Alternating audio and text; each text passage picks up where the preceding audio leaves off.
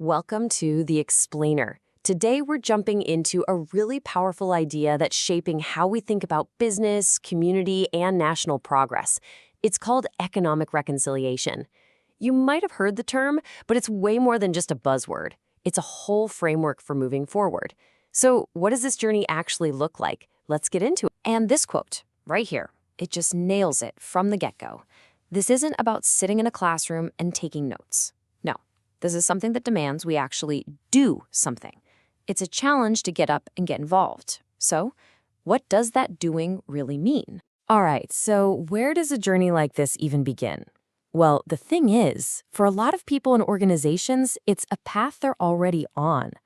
So this first part is all about building on a foundation that's already there. See, the whole idea is that reconciliation isn't some kind of one-and-done event. It's a process. It's ongoing. So many people are already taking those first steps. And a framework like this is really designed to meet you wherever you are and help you figure out what's next. And you can see there's a structure to it. And that's on purpose. I mean, when you're tackling something this important, you need a solid base to build on. So that foundational training, that's step one.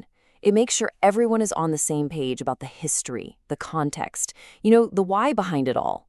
And from there, you move on to the specialist level. That's where you get the tools to turn all that knowledge into real, concrete economic strategies. That's the how. Now, this is where things start to get bigger. We're shifting gears here, moving away from just an individual learning experience and into a collective push for real change. So who is this call for? Leaders. But, and this is so important, look at that definition. This has nothing to do with your job title.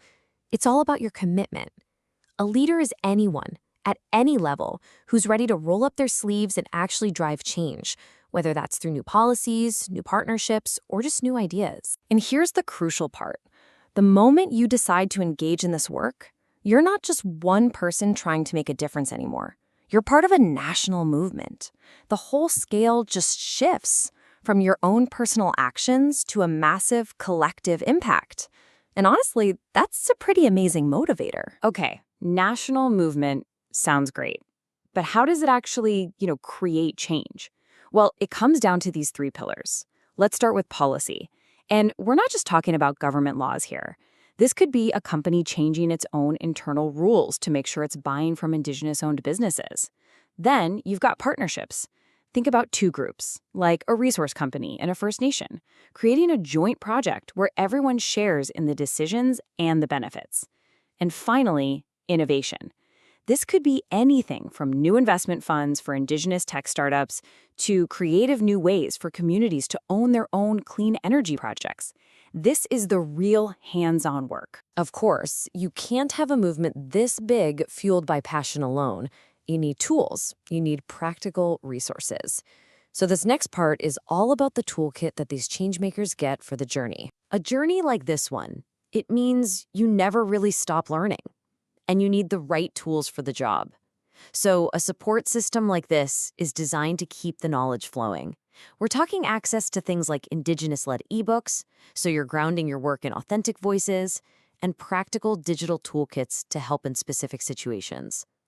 The main idea here is that you can't do this work by yourself or with information that's 5 years old. It has to be a process of constant learning. And let's just pause on this for a second.